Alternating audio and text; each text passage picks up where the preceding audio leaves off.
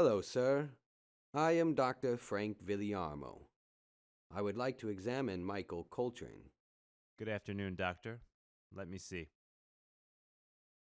All right, you're good to go. Are you new? Haven't seen you here before. Yes, I've just arrived from the University of Alabama to study Mr. Coltrane. He is a fascinating subject, I must say. You could say that. Just be careful. The glass is bulletproof, so you're safe, but he does try to intimidate new people. Don't worry, I'm used to that. Can I be honest with you, doctor? Of course. This guy is mentally ill. I mean, seriously deranged. I don't understand why you're all so fascinated by him. The most disturbing cases are always the most interesting. Hmm. I'll say this. He has gotten better over time. Been here 30 years. And when he's medicated, he can at least speak coherently. The treatments are working then. Yeah, maybe. Anyway, good luck. Thank you.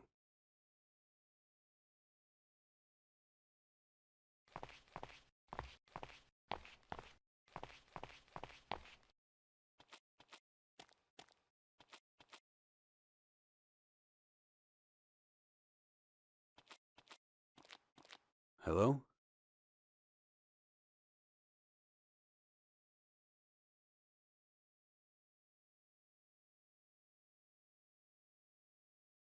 My name is Richard. I know you don't believe me, but I need your help. No, not another shrink. I had enough of you people. I'm not crazy. I know what I saw. I'm not a doctor, Michael.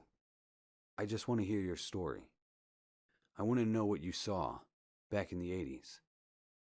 I already told my story 1,000 times. They got it on tape and everything. Ask one of your shrink friends to play it for you. I told you, Michael, I'm not a doctor. Yeah, right. Ain't nobody come through here but doctors and guards. Beat it, Doc. You're right. I'm not supposed to be here. I forged documents and snuck in just to see you. My father was killed. I don't know you. I don't know your father. Not my problem. He was killed by the same people who hired you all those years ago. And what do you want from me? I can't help you. You're the only witness still alive. You think I know something? I know something happened to you. You're not the same man you once were. The people who killed my father, they changed you. Well, that may be true, but it doesn't matter. Nobody believes me. I do. Hold up, if you ain't a cop, and you ain't a doctor, how did you find out about me? Detective Proctor told me about you.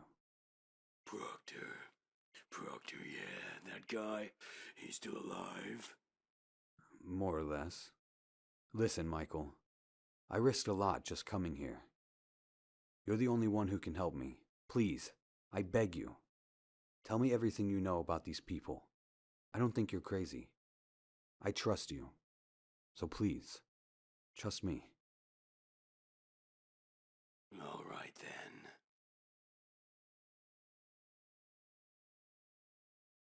You've been locked away a long time, so you probably don't know. But you're kind of famous. You were one of the best at your job. Some might even say you were a legend. Me? A legend, really? Look, I don't condone what you did, but I am impressed you managed to get so close to so many important people. Politicians, world leaders. It's not easy. I was good, wasn't I? But I hated them. Tell me exactly what happened. I remember like it was yesterday. By that time, I already had 3 kills in the books, and a nice pile of money in the bank. So I said to myself, that's it. I'm done. Then this guy, all dressed in black, shows up one day, says he'll pay me 800 grand to kill some guy. He puts 100 grand in cash right there in front of my hand and says, this is just for listening to me. You get the rest when the job's done. So I agreed. I'd do one more job. Who did you have to kill? The target was some guy I'd never heard of, but apparently he was famous. Some kind of president of the Peace of America organization. Tyler Green, if I remember right. To this day, I don't know why this hippie was so important. Tyler Green was the man who inspired my father's entire political philosophy. The pieces start to fall together. So I did the job. The guy in black said to meet him in this shack way out on the outskirts of the city. He asked for pictures, for proof. Oh God, no, not again. What's wrong? I'll see it again. No, get out of my head. Michael, look at me. Oh, I'm sorry. Sometimes I have these seizures, as the shrinks call them. Are you okay to keep talking? Sure, where was I? Oh yeah, the guy in black says how satisfied they are with my work. Says they got my money right there. But first, he wants to sit and talk. He says they want me to work for them full time, but doesn't say who they are. By this point, I don't really care.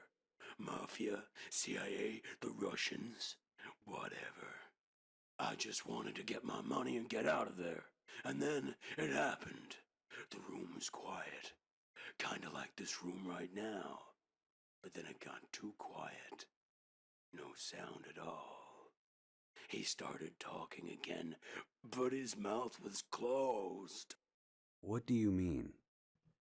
God help me, I never experienced anything like it. He told me they needed me. They wanted me to be one of them. Who were they? I don't know, he just kept sending his thoughts to my head, and I heard every word just as I can hear you now. But that wasn't the worst of it. Someone else was talking. At first I thought they were in the room too, but there was nobody there. He spoke to me. He tried to convince me. He showed me pictures in my head. He showed me their incredible wealth, the power they had. He showed me how they control the world. I saw it all with my head, as if I'd experienced it myself. Like a memory, these people are not from this world. They're monsters, aliens from another planet. I started screaming. I left the money on the table and ran. And the whole time I was running, I could hear the voices in my head. The voices started speaking some nonsense language, whispering like they were right next to me. I went back to my apartment and lay on the floor for what must have been days. Do you still hear them, Michael? I heard them for a week or two after that. Then all of a sudden they stopped. But sometimes... What? Sometimes I see things. What things? Things not of this world. We are slaves, Richard. I don't want to live like this anymore. I don't want to see these things. I envy those I killed. Living in this hell is my true punishment. Don't worry, Michael. Everything will be all right. You don't know how often I hear that phrase. It's never gonna be all right. Never. Not as long as they exist. He may be hiding something important. I should check out Coltrane's apartment in case there's any evidence left behind. That is, if the apartment still exists. That's it for now.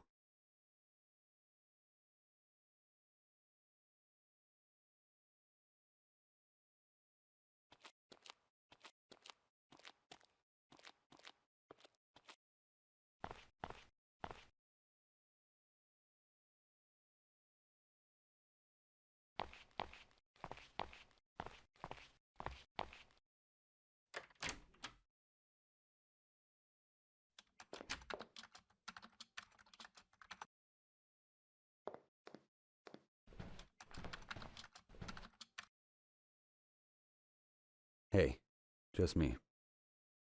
Make it fast, Richie. I'm a little busy at the moment. How did it go? Were you able to talk to him? A little. Was he totally out of his mind? He was calm for the most part. Must be heavily medicated. But he told me some interesting stuff. He claims he was working for this secret society. I want to look through his old apartment. There might be some clues left behind. I'm sure the police cleaned the place out. Who knows if it's even there anymore? I still want to check it out. Can you find the address? Can Pavarotti sing? Count to 10 and I'll have it. Okay, let's see. Got it. Michael Coltrane, last known address 952 Lincoln Avenue. Now let's see if it's still standing. You're in luck. Nobody's touched the place since 1978. And no new tenants since Crazy Mike. I guess nobody wants to sleep in Jack the Ripper's old bedroom.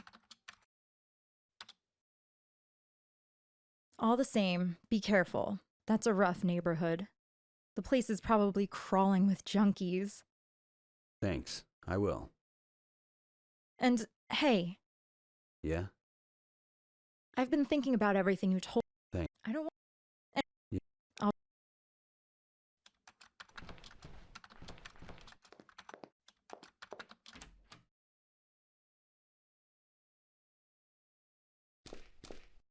Whoa, this place is a mess.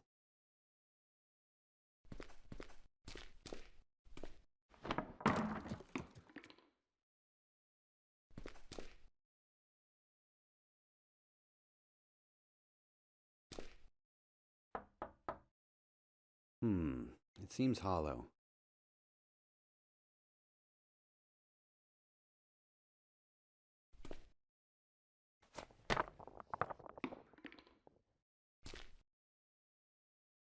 There's something in here. Look at that. A map. A map I found in Coltrane's apartment. It looks like it leads into the woods. It shows the coordinates of the hut where Coltrane held secret meetings with those people, whoever they are. At least I hope that's where it leads.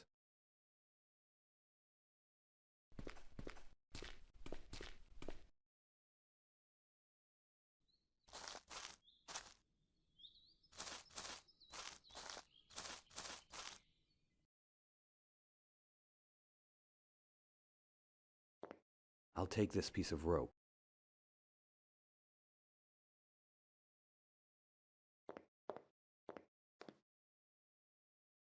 I might find a use for this wax block and that wooden stick. A solid wooden board. I'll take it.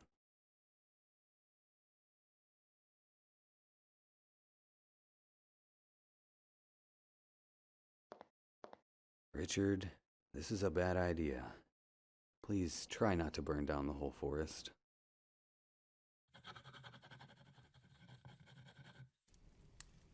I actually made fire. This is a good idea, but the wax is too hard right now.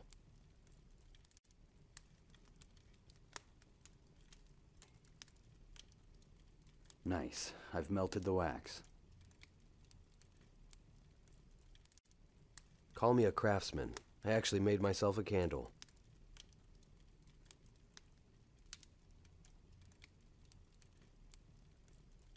Now that I've lit the candle, I can put this out.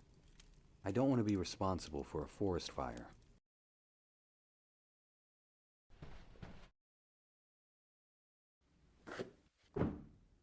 A trap door.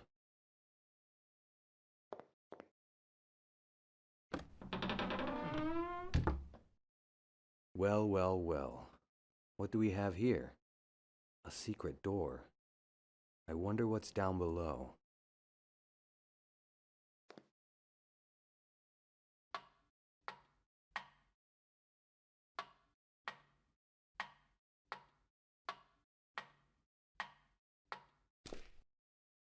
There is something deeply unsettling about this place.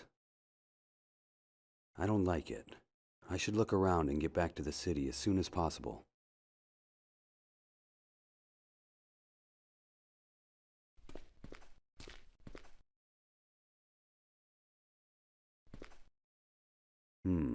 What's this?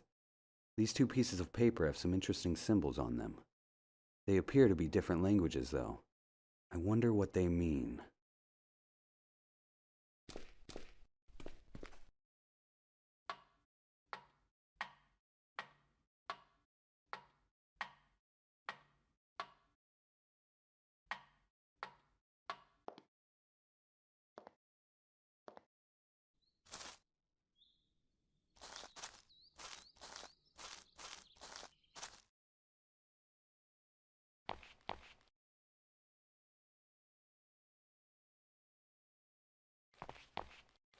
I'm sorry to bother you again. Can you tell me anything about these symbols? Why, of course. These are ancient Sumerian symbols. Cuneiform, to be more precise. One of the oldest forms of writing. Wow, you really know your stuff. Are you able to read them? I recognize what they are, but I have no idea how to read them. That's okay. Thank you anyway. This has been very helpful. Okay, this is helpful. Those symbols are Sumerian cuneiform. I should look into that. No point in asking Judy for help with this. She's as much of a history buff as I am a sports fan. I'll do some research on my own.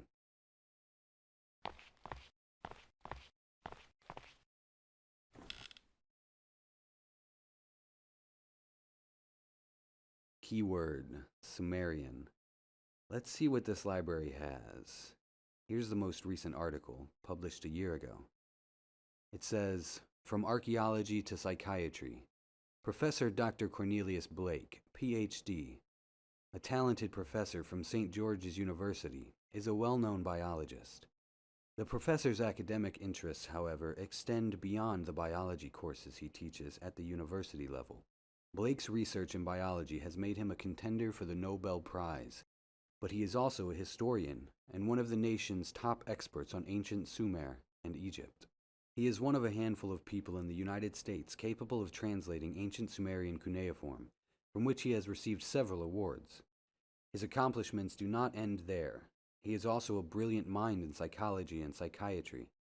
Most recently, he was part of a team from Washington Medical University that made historic breakthroughs in treating several challenging cases of schizophrenia. Interesting. I should visit the university and talk to Professor Blake. If he can translate Sumerian symbols, that would be a huge help. My guess is this secret society uses this ancient language as a code of some kind.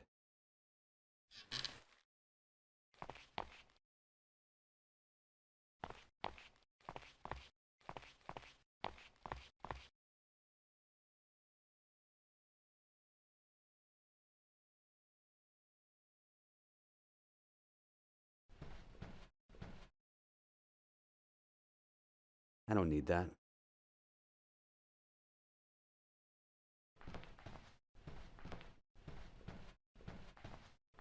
Struggling with your bio research?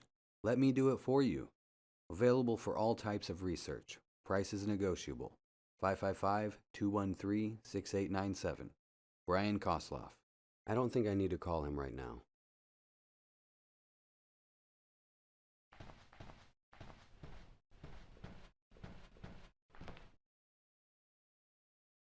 It's closed.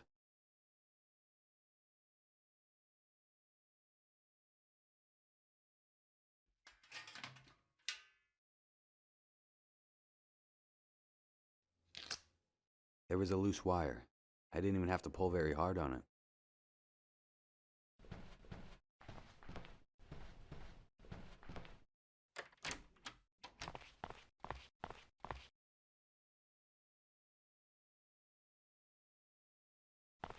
Hello, Professor. Good afternoon. My name is Richard. Do you mind if I ask you a few questions? I'm a bit busy at the moment, but seeing as how you've already interrupted me, what can I do for you? I'd like your help with something. I'll see what I can do, but you don't look like a student. What's this about? I understand you can translate Old Sumerian text. Is that right? That's correct. I completed my dissertation on Sumerian literature during the Third Dynasty of Ur. But I'm sorry, I don't offer tutoring on the subject. If you want to learn more about Sumerian language, you can buy my book, Forgotten Art and Literature in the Middle East. It's in the campus bookstore. Maybe another time. I'm only looking to translate one piece of paper. Can I see it? Here. Interesting. It appears to be a particularly early form of Sumerian writing, and yet it's been written on parchment less than 50 years old. Where did you get this? I'm sorry, that's a private matter. I'd rather not say. I'll pay you for the translation, of course. No, payment won't be necessary. I relish the opportunity to dig into texts I've never seen before. Hold on a moment. What is it? Sir, you must tell me where you got this. I'm sorry, I really can't.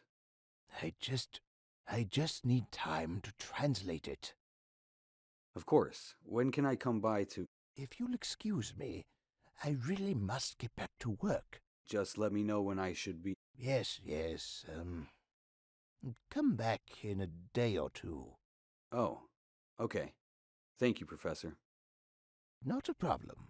Goodbye. That was weird. Why was he so upset about the parchment? Does he know something?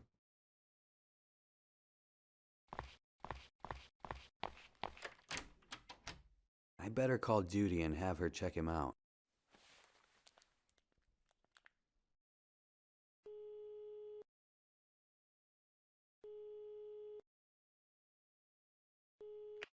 Hi, what's up? Hey, Judy. Have you ever heard of Professor Cornelius Blake? Doesn't ring a bell. Look him up if you can. Already on it. What do you want to know? Looks like a successful academic.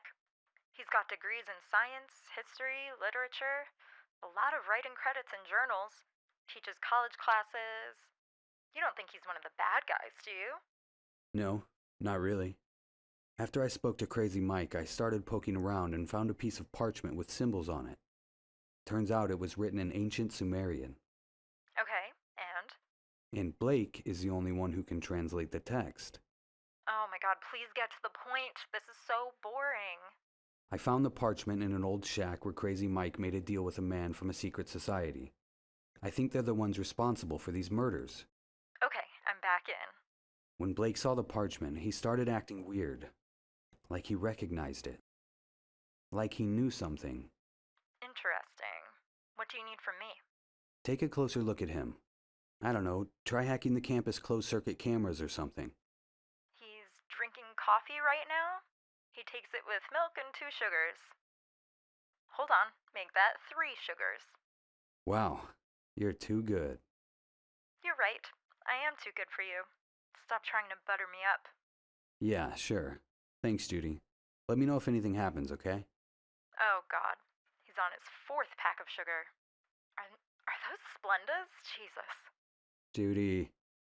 Yeah. I'll call you if the boring old professor does anything. Thank you. Let's call it a day.